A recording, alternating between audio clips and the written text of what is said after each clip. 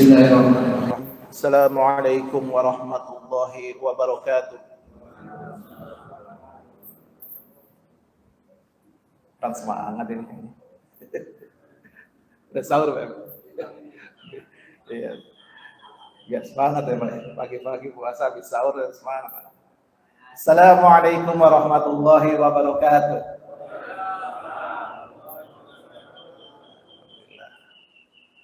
Alhamdulillah. Nahmaduhu wa nasta'inuhu wa nastaghfiruh. Wa na'udzu billahi min shururi anfusina wa min sayyiati a'malina. Man yahdihillahu fala mudilla lahu wa man yudlil fala hadiya lahu. Ashhadu an la ilaha illallah wahdahu la syarika lahu wa ashhadu anna Muhammadan 'abduhu wa rasuluh. Allahumma fasalli wa sallim wa barik ala hadzal nabiyil karim nabiyyina wa qudwatina wa habibina Muhammadin sallallahu alaihi wa ala alihi wa ashabihi wa man da'a bi da'watihi ila yaumiddin, amma ba'd. Yang saya muliakan Ketua Pimpinan Ranting Muhammadiyah Kukusan Kecamatan Beji, Bapak Haji Sudirman. Yang saya muliakan Bapak Ketua DKM Masjid At-Taqwa, Bapak Suwandi. Yang saya muliakan para tokoh masyarakat, para asatidz, wa asatizah. Juga yang saya muliakan seluruh jamaah salat subuh Masjid At-Taqwa yang tanpa mengurangi rasa takzim serta hormat saya tidak saya sebutkan satu persatu, serta ibu-ibu, emak-emak yang pada hari ini juga ikut serta dalam salat subuh berjamaah di Masjid At-Taqwa ini. Bagaimana kabarnya, Pak? Sehat, Pak ya? Ibu-ibu sehat, Bu? Alhamdulillah. Alhamdulillah, Allah Subhanahu wa taala pada kesempatan pagi hari ini yang merupakan hari pertama di bulan Ramadan, Allah Subhanahu wa taala mengabulkan doa kita semua. Ya Pak ya, alhamdulillah Allah Subhanahu wa taala mengabulkan doa kita semua untuk kita bisa berjumpa dengan Ramadan. Karena memang yang menyampaikan kita di bulan Ramadan itu hanya Allah Subhanahu wa taala. Masih memberikan kesempatan kepada kita. Dahulu para generasi salafus saleh, para sahabat, tabi'in wa tabi'ut tabi'in, mereka biasanya selalu berdoa 6 bulan sebelum Ramadan kepada Allah Subhanahu wa taala untuk bisa disampaikan kepada bulan Ramadan. 6 bulan setelah bulan Ramadan berjalan itu, mereka selalu mengevaluasi diri. Apakah amal-amalnya itu diterima di bulan Ramadan atau tidak. Jadi ini merupakan satu kebiasaan dan tradisi orang-orang soleh terdahulu yang patut kita tiru dan kita amalkan bagi kita sekarang ini. Dan Allah Subhanahu wa taala ternyata menghadirkan kepada hamba-hambanya 12 bulan dalam tahun Hijriah itu pasti ada keutamaannya, Pak. Benar gak, Pak? Dari bulan Muharram hingga bulan Zulhijjah. Ada yang hafal gak, Pak? Kalau ada yang hafal, dikasih hadiah sama DKM. Dari bulan Muharram sampai bulan Zulhijjah, 12 bulan. Itu pasti ada keutamaannya. Kalau dari bulan Januari sampai bulan Desember ada nggak keutamaannya? Nggak ada Pak Haji ya? Barang siapa yang berpuasa di bulan Maret, Allah akan ampuni dosa-dosanya yang telah lalu. Ada nggak tuh? Nggak ada. Yang ada man shoma ramadhana imanan wahtisaban ghufira lahu ma taqaddama min dzambi.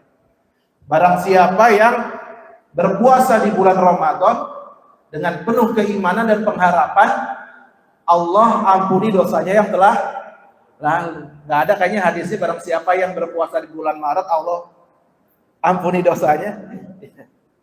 Nggak ada. Jadi Allah menciptakan bulan-bulan itu ada keutamaannya. Sebagaimana yang difirmankan oleh Allah Subhanahu wa taala dalam surah At-Taubah ayat 36. Inna 'iddatash syuhuri indallahi 12 syahran fi kitabillah. Yauma khalaqas samawati wal arda minha arba'atun hurum. Sesungguhnya bilangan bulan di sisi Allah itu ada 12 bulan. Yang sudah Allah tetapkan di Lauhul Mahfuz sana. Pada saat penciptaan langit dan bumi di antaranya ada 4 bulan. Nah, jadi ketika Allah Subhanahu wa taala bersumpah, Bapak Ibu sekalian, salah satu maknanya adalah li fadilatihi, untuk menunjukkan keutamaannya. Jadi ini menunjukkan bagaimana keutamaan bulan-bulan itu dalam sistem penanggalan Hijriah. Karenanya memang sistem penanggalan global ini perlu kita dukung gitu. Karena nanti satu tujuannya adalah untuk menyatukan umat ini, umat Islam ini, sehingga tidak terpecah umat Islam ini. Karena sekarang ini umat Islam ini udah banyak terpecah. Makanya salah satunya adalah dimunculkannya sistem penanggalan global ini. Dan itu mempunyai keutamaan. Gitu. Nggak bakal rugi pokoknya dah gitu ya. Nggak bakal rugi. Nah, cuma sekarang sayangnya umat Islam lebih senang kepada sistem penanggalan Masehi. Nah itu. Jadi ini perlu digalakkan dan ditegakkan sistem penanggalan global ini. Nah, begitu pula bulan Ramadan, ketika Allah Subhanahu wa taala hadirkan bulan Ramadan kepada kita, sebagaimana tadi ayat yang dibacakan, ya ayyuhalladzina amanu kutiba alaikumusiyam. Wahai orang-orang yang beriman, diwajibkan atas kamu berpuasa. Jadi yang pertama, ayat ini khitabnya adalah bagi orang-orang yang beriman. Buat orang-orang yang non-muslim wajib nggak puasa? Nggak wajib. Ya. Karenanya sebagai orang yang beriman, sebagai bentuk konsekuensi, dan ini merupakan karakter orang yang beriman adalah dia menyambut gembira bulan Ramadan. Jadi Ramadan jangan biasa-biasa baik Pak, kalau kata orang Depok Pak. Ya Bu ya? Bu? Ya, jangan biasa-biasa baik Bu. Ya kan? Seneng, gembira. Ya kan? Kalau ibu-ibu biasanya masak Pak, besok buat sahur apa nih? Kemarin Pak lewat pasar sama istri, belanja sih enggak gitu, lewat doang.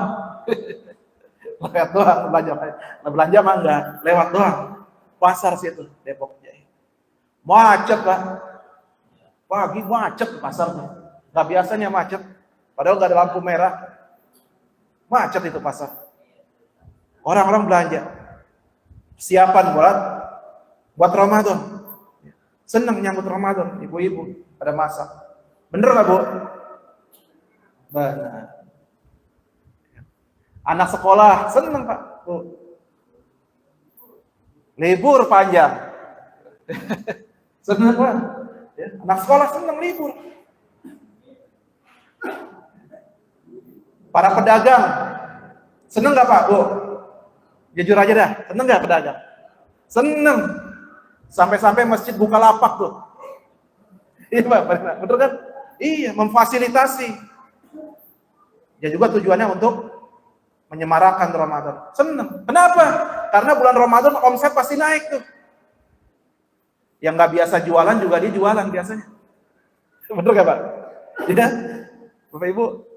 Orang yang nggak biasa jualan di bulan Ramadan jualan. Entah jualan kolak atau gorengan. Gorengan pasti ada tuh. Gorengan lontong pakai sambal kacang.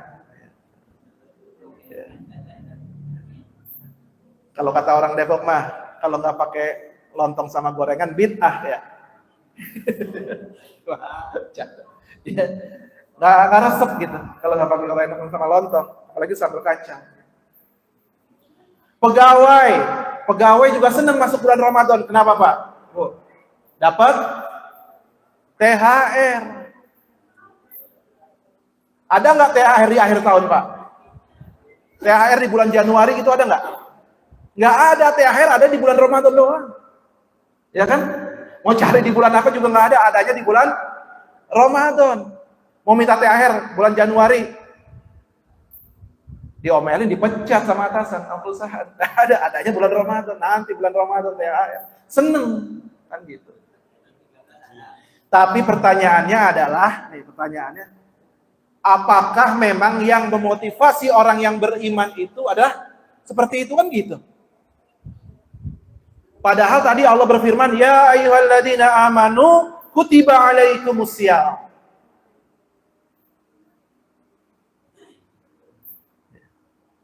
Didukung oleh hadis Nabi SAW, qad ja'akum syahrul ramadhana syahrun mubarak iftaradallahu alaikum siyamahu. Kata Rasulullah, sungguh telah datang kepada kalian bulan Ramadan, bulan yang penuh dengan keberkahan, yang diwajibkan oleh Allah atas kamu untuk berpuasa. Jadi menyambut bulan Ramadan. Jadi tolak ukurnya seorang mukmin, orang yang beriman adalah ketika ia hadir di bulan Ramadan, menyambut Ramadan, maka bukan itu semua gitu. Tapi apa? Man shoma Ramadhana imanan wa ihtisaban ghufira lahu ma taqaddama min dzambi. Siapa yang berpuasa di bulan Ramadan dengan penuh keimanan, iman. Ya. Jadi sebenarnya yang kita hadirkan di situ adalah iman. Yang menggerakkan kita ke masjid. Kalau tidak dengan dorongan keimanan, kita nggak bakal hadir di sini, Pak. Bener gak? Karena bulan Ramadan itu iman lagi naik-naiknya. Maka sungguh beruntung orang yang namanya iman. Ada nggak yang namanya iman? Oh, ada yang namanya iman. Iman. Ya, iman. Karena bulan Ramadan itu iman lagi naik-naiknya. Mohon maaf. Orang-orang yang nggak biasa sholat jamaah di masjid di luar bulan Ramadan, di bulan Ramadan ke masjid nggak Pak? Ke masjid. Oh, banyak. Yang nggak biasa baca Quran di luar bulan Ramadan, di bulan Ramadan baca Quran. Ya kan? Bulan Ramadan nih, masjid. Kenapa? Ada buka puasa bersama, bukber. Nggak apa-apa seperti itu. Jadi untuk apa? Untuk memotivasi orang, ya kan? Ada takjil. Nah, itu.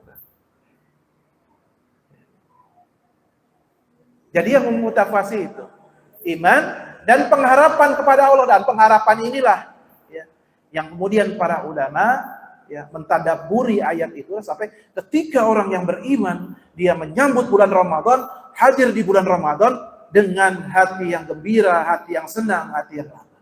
Nah, itu.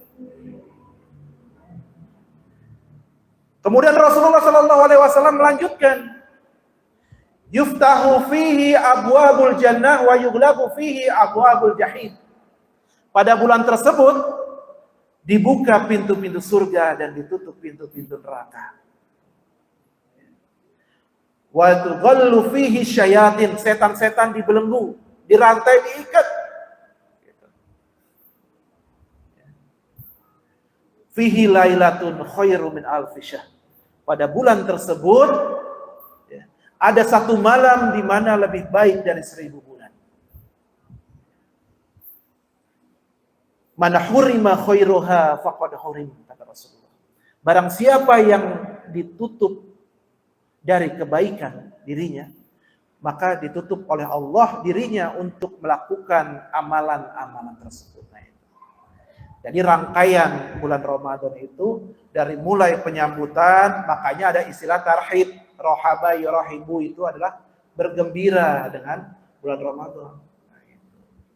Dari mulai menyambut, kemudian beribadah, sampai akhir bulan Ramadan, itu semuanya adalah amalan-amalan yang mendapatkan ganjaran dari Allah yang sangat besar. Nah itu, jadi bergembira kita di bulan Ramadan ya Bapak Ibu sekalian ya. Jadi mulai saat ini mari kita terus. Jadi enggak hatinya itu kalau kata orang Jawa itu enggak gerendeng aja gitu. Waduh, Ramadan. Ya. Enggak sedih gitu ya, enggak galau gitu, riang gembira. Menghadirkan hati-hati itu supaya bergembira di bulan Ramadan. Nah, Bapak Ibu sekalian yang saya muliakan dan semoga dalam lindungan Allah Subhanahu wa taala. Kama kutiba 'alal ladzina min qablikum la'allakum tattaqun. Sebagaimana diwajibkan atas orang-orang sebelum kamu, agar kamu bertakwa. Dulu sebelum diturunkannya ayat ini, diwajibkan juga berpuasa sebelum Rasulullah Shallallahu Alaihi Wasallam. Bahkan Rasulullah juga pernah melakukan puasa ini. Ada yang tahu Pak? Kira-kira puasa apa Pak? Sebelum diwajibkannya puasa Ramadan, cuma sehari puasanya, nggak sebulan. Puasa Asyura. Asyura itu wajib dulu. Orang Yahudi, Bani Israel dikejar sama Musa. Dikejar sama Fir'aun. Pasukannya banyak, tentaranya lengkap, laut. Belakang tentara, pasukan. Maju kecebur, balik lagi ketangkap. Gimana? Musa mohon kepada Allah Subhanahu wa taala. Dibukakanlah itu laut, kemudian Bani Israel lewat. Sampai terus kemana? Ke Palestina. Sebagai bentuk rasa syukur itu, kemudian Bani Israel bersyukur kepada Allah Subhanahu wa taala. Apa bentuk rasa syukur itu? Bentuk rasa syukurnya adalah menjalankan puasa itu. Nah, itu.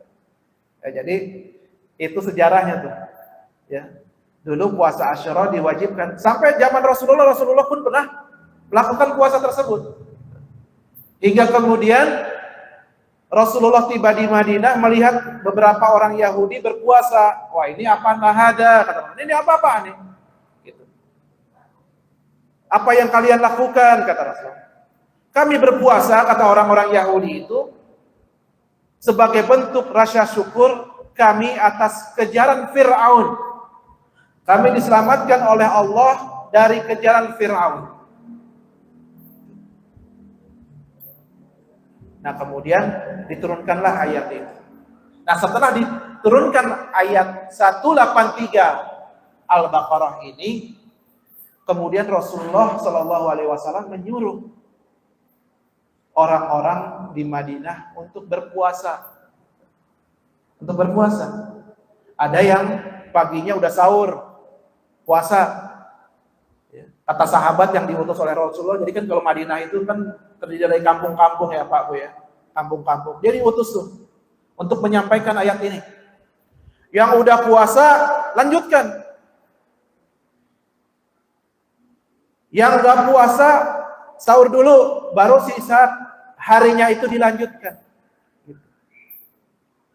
Sampai kemudian seorang sahabiah yang bernama Rubiyah binti Muawid, beliau meriwayatkan, kami pun menyuruh anak-anak kami untuk berpuasa. Nah itu, jadi puasa ini Pak, Bu, tidak hanya melibatkan orang dewasa yang sudah memang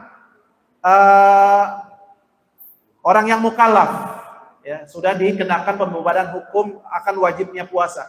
Tapi anak-anak ya, yang belum baligh sekalipun, ia diajak untuk berpuasa oleh para sahabat pada waktu itu. Nah, ini mudah-mudahan Bapak Ibu sekalian yang punya anak, punya cucu ini bisa disertakan anak-anaknya, Pak. Kasihan Ustadz, masih kecil, belum balik. Nggak apa-apa, diajarin. Diajarin aja puasa. Ya. Kalau dulu kan ada istilah apa, Pak? Puasa beduk katanya. Ya kan? Padahal di Masjid At-Taqwa nggak ada beduk. Ya kan? Tapi istilahnya puasa beduk. Nah, nanti jangan diistilahin seperti itu ya. Jangan diistilahin puasa beduk karena memang dalam syariat ini nggak ada istilah puasa beduk. Yang ada puasa wajib, puasa sunnah. Nah, itu. Anak-anak diterangkan, kasih tahu, dipahami gitu. Kamu belum wajib, tapi kamu diajari nih puasa. Ya. Seperti bapak puasa, seperti kakek puasa. Pak, Ma, aku nggak kuat. Kuat, kamu pasti kuat. Lapar, sampai jam 10 udah lapar. Sampai jam 10 udah lapar, Pak. Gimana caranya? Ajak. Ya. Ajak atau isi dengan kegiatan. Libatkan pada kegiatan-kegiatan yang bermanfaat. Karenanya, pada waktu ayat ini diturunkan, itu para sahabat, para sahabiah, itu mengajak anak-anaknya ke masjid, Pak. Dibuat mainan itu. Ya. Mainan itu, ya. Kalau mereka itu dari pelepah-pelepah kurma. Ya, kalau kata orang Jawa itu diuntal-untal itu, Pak. Diuntal-untal terus dijadikan apa? Dijadikan mainan. Supaya apa? Supaya mereka itu nanti ya, fokusnya itu tidak hanya puasa itu, nahan lapar aja enggak. Tapi mereka juga diaktifkan dengan tadi mainan-mainan yang bermanfaat, artinya fasilitas-fasilitas yang bermanfaat. Bukan dengan fasilitas-fasilitas yang justru melenakan dia, jangan. Yang bisa melupakan dia dari beribadah kepada Allah, jangan. Jadi fasilitasi juga mereka dengan fasilitas-fasilitas yang bermanfaat. Kalau ada sanlat, ikutin sanlat. Ada nggak Pak Rahmat sanlatnya? Hah? Belum ada ya? Sanlat, santren kilat. Santren kilat. Paling cuma sehari 2 hari, nggak apa-apa ikutin. Itu apa? Untuk membantu mereka, ya, agar mereka itu aktif dalam kegiatan-kegiatan di bulan Ramadan ini. Nah itu jadi cara mereka melibatkan anak-anak seperti itu. Atau misalkan di masjid ini kan ada program tadarus, Pak ya. Anak-anak libatin program tadarus. Habis tarawih, ya kan? Tadarus libatkan. Ya. Semuanya pokoknya terlibat. Entah itu anak-anak, remaja, dewasa, di bulan Ramadan ini dilibatkan. Nah, jadi ini juga menjadi satu ajang, ya, ajang bagi kita untuk mendidik anak-anak kita, generasi-generasi kita untuk lebih menguatkan, mengenal keislaman mereka. Nah, ibu yang saya muliakan dan semoga dalam lindungan Allah Subhanahu wa taala. Di bulan Ramadan ini juga meneruskan sinyal dari apa yang disabdakan oleh Nabi Shallallahu Alaihi Wasallam di bulan Sya'ban. Di bulan Sya'ban. Jadi kalau kata Ibnu Rajab Al-Hambali dalam kitabnya Lataiful Ma'arif,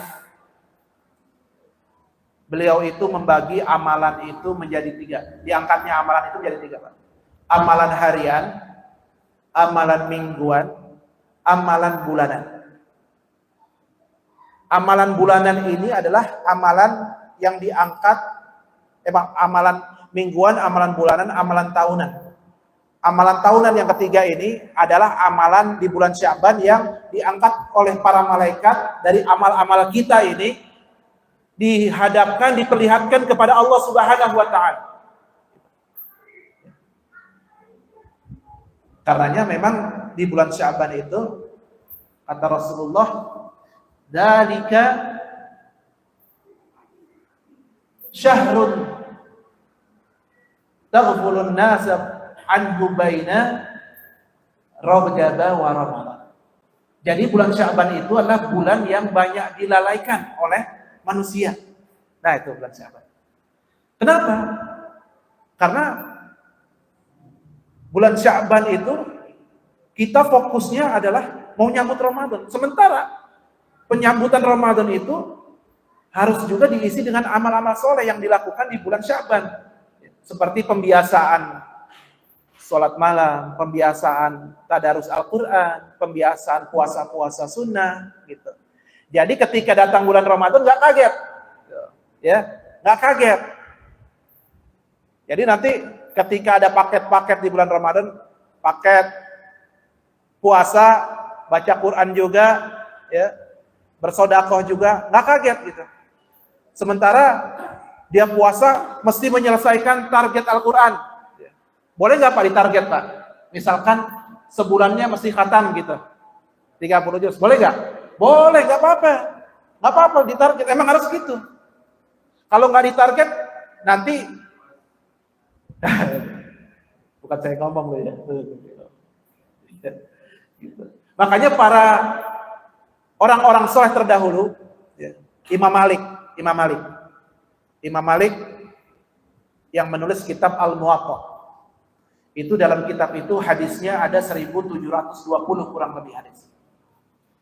Kalau hari-hari biasa Imam Malik itu memurojaah. Jadi nggak cuma murojaah Quran, itu kitab hadis di murojaah tuh, dibaca Imam Malik. Nah, pada bulan Ramadan beliau tidak memurojaah kitab Al-Muwatta'nya. Dan juga pada bulan Ramadan beliau nggak mengisi majelis taklim. Majelis taklimnya ditutup sama Imam Malik. Dan beliau fokus untuk membaca Al-Quran. Dibaca aja, nggak usah dihafal, nggak apa-apa. Dibaca. Gitu. Kemudian Imam Bukhari dalam sebuah athar, sebuah riwayat disebutkan beliau ini membaca Al-Quran, menghatamkan Al-Quran itu semalam 3 kali, Pak. Wah, semalam 3 kali, Pak Haji. Wah, bayangin, Pak. Kerjaannya ngapain aja tuh? Ya kan? Ya, nggak chatting, nggak bikin status, ya kan? Wah, 3 kali hatam, gitu kan? Kalau kita kan iftar kan buka puasa, wah, di restoran mana nih? Makannya seger banget nih, gitu. Buat status. Orang soleh dulu nggak sempat buat status, nggak sempat buka WA, nggak sempat buka Instagram, nggak sempat buka medsos gitu. Emang belum ada sih. Kemudian siapa lagi? Imam Syafi'i. Nah, Imam Syafi'i rahimahullah. Beliau dalam bulan Ramadan khatamnya 60 kali, Pak Haji. Bu, ngantuk Bu? Nggak ada suaranya Ibu nih. Oh iya. Kalau ngantuk jangan minum ya Bu ya. Iya. Ntar mentang-mentang sekarang nggak ada lontong sayur, ngantuk lagi. Ada lontong sayur nggak Pak Haji? Nggak ada ya lontong sayur ya? Libur dulu. Terhabis Ramadan lontong sayur. Kalau sayuran ada ntar di depan. Ya. Imam Syafi'i dalam bulan Ramadan khatam 60 kali. Terus terang Bapak Ibu sekalian, saya pun nggak bisa. Saya nggak bisa. Kalau Bapak Ibu di sini ada yang bisa, Masya Allah. Tapi di sana, di Jawa Timur itu, ada satu tradisi pesantren, satu malam itu, tarawehnya itu menghatamkan Al-Quran 30 juz. Sampai malam terakhir. Tarawehnya dari mulai habis isya sampai menjelang sahur. Ada. Ya. Dan memang para sahabat seperti itu gambarannya. Dalam sebuah riwayat disebutkan, Umar bin Khattab waktu itu meminta Ubay bin Ka'ab radhiyallahu anhu. Wahai Ubay bin Ka'ab, kamu imami nih orang-orang di masjid. Buat tarawih, diimamin tuh sama Ka'ab, Ubay bin Ka'ab. Dan imamnya nggak tanggung-tanggung Pak, nggak tanggung-tanggung. Satu rakaat itu 200 ayat Al-Quran yang dibaca. Kalau kita biasanya gimana, Pak? Kulhu lagi, enggak apa-apa. Ya. 200 ayat.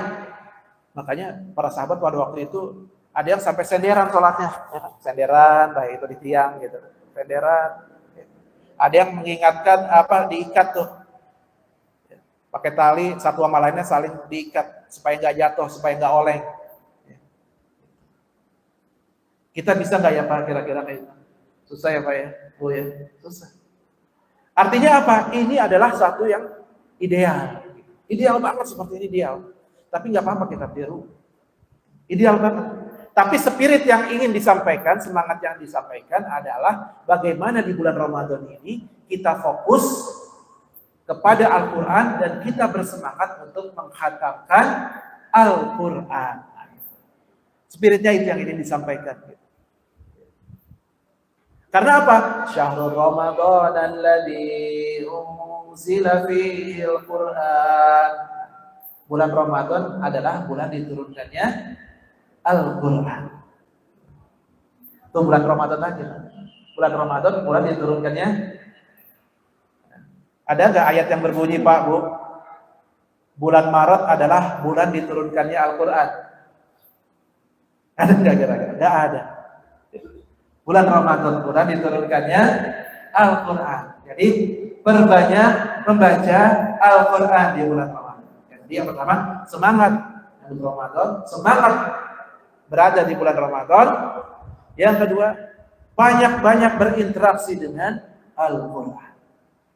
Yang ketiga, suatu ketika Ibnu Abbas radhiyallahu anhu habis sholat subuh, Bapak Ibu sekalian, melihat anak-anaknya tidur. Habis subuh tiduran. Apa kata Ibnu Abbas? Bangun. Jangan tidur habis subuh. Jangan tidur habis subuh. Apalagi bulan Ramadan. Nah, kata Ibnu Qayyim al-Jauziyah. Kata Ibnu Qayyim, waktu subuh ini adalah waktu untuk mendapatkan ghanimah. Coba Bapak Ibu tidur sekarang dah.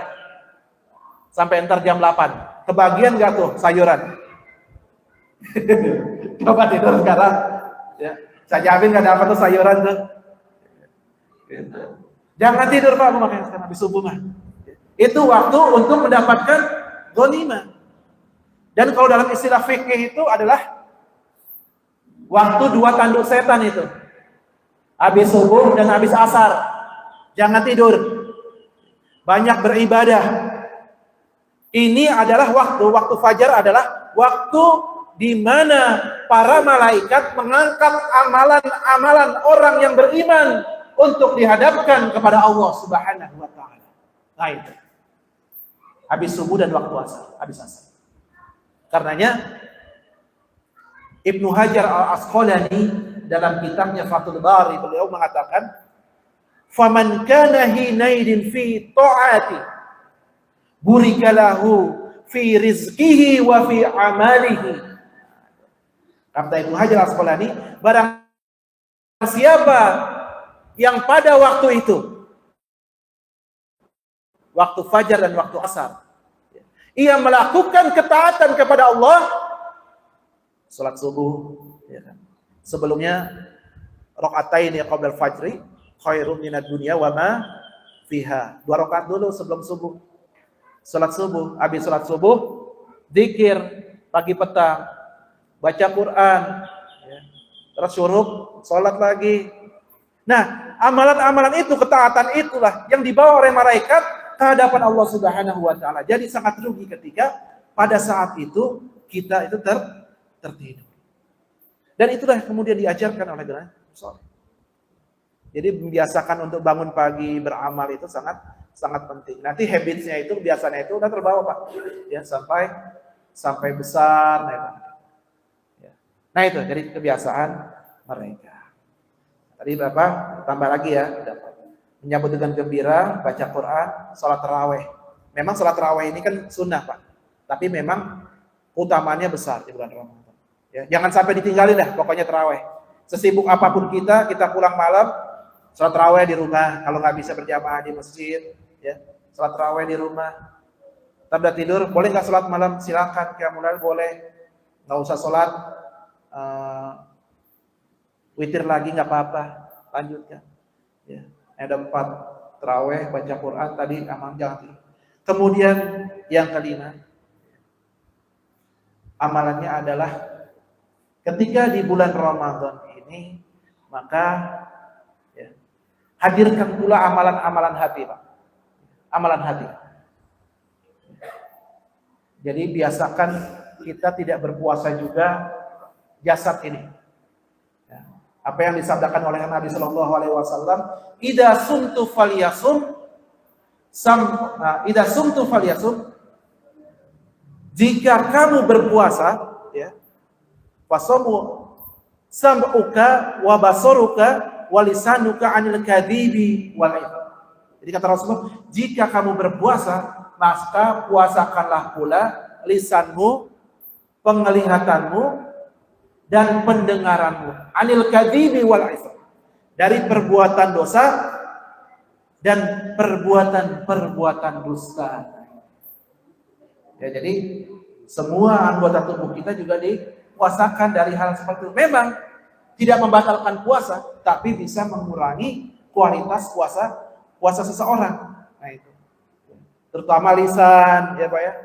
Ya, kadang kita puasa iya, tapi ketika kita berkumpul nih suka kadang mulut suka kelewatan nih, ya kan? Bergibah, ngomongin orang, keburukan orang, gitu kan?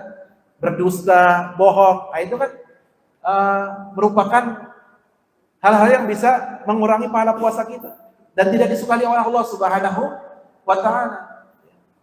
Jadi jauhi perbuatan dosa, Pak, di bulan, ya Bu ya, di bulan Ramadan. Ya. Misalkan contoh, ya, Bapak Ibu naik motor, bensin habis, Pak, Bu. Isi bensin ke pom bensin. Wah, pertalit habis nih. Pertalit habis. Adanya Pertamax. Diisi Pertamax. Nggak taunya. Yang tadinya mau ngisi Pertamax, oktannya 92. Nggak tahu oktannya cuma 90. Karena apa? Dioplos. Itu kan dosa, nggak boleh, Pak. Dosa nggak itu, Pak? Nah, terus terang aja deh. Dosa nggak tuh dioplos tuh? Dosa, nggak boleh, berdusta. Yang dibohongin siapa? Seluruh rakyat Indonesia. Nggak boleh berdusta seperti itu.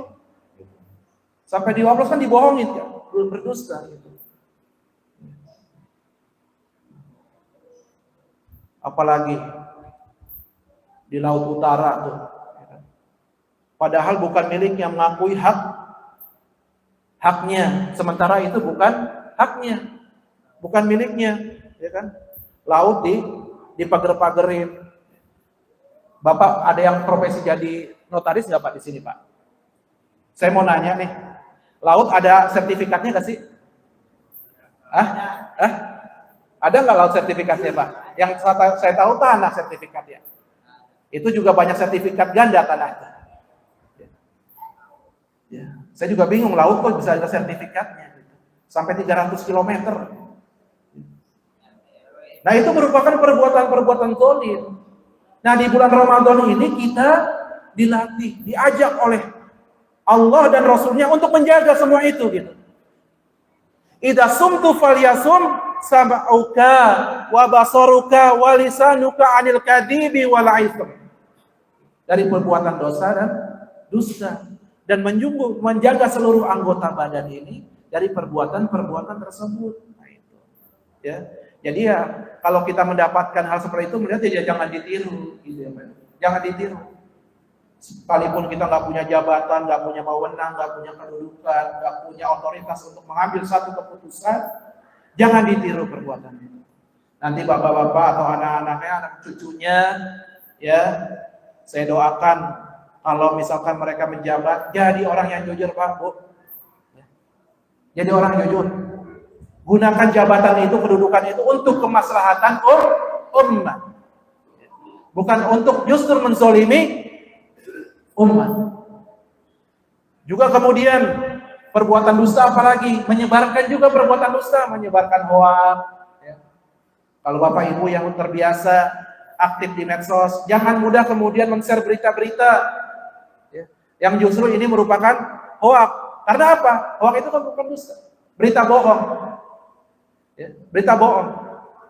Makanya di dalam Al-Quran tuh, ya Pak, yang terkait dengan hadithul ifk, berita dusta yang dilontarkan oleh orang-orang munafik itu terkait dengan peperangan Bani Mustalik.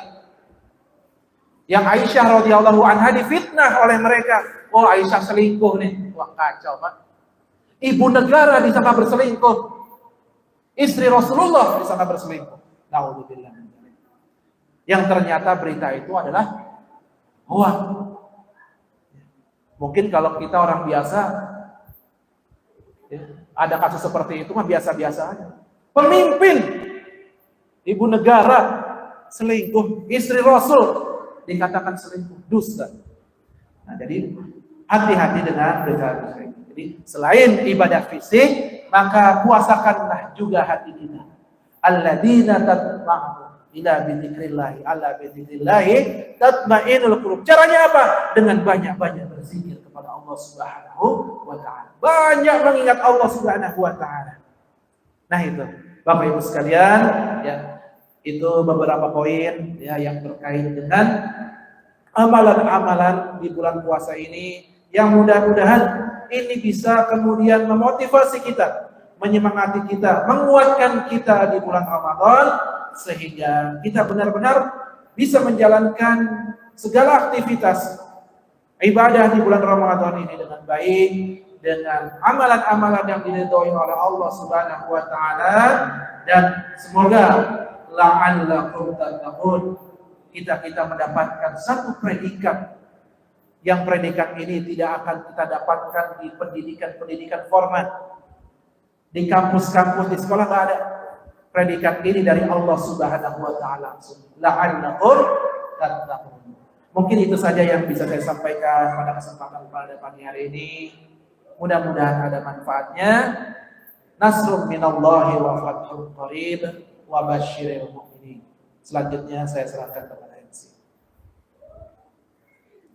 Baik, jazakallahu khairan kepada kalian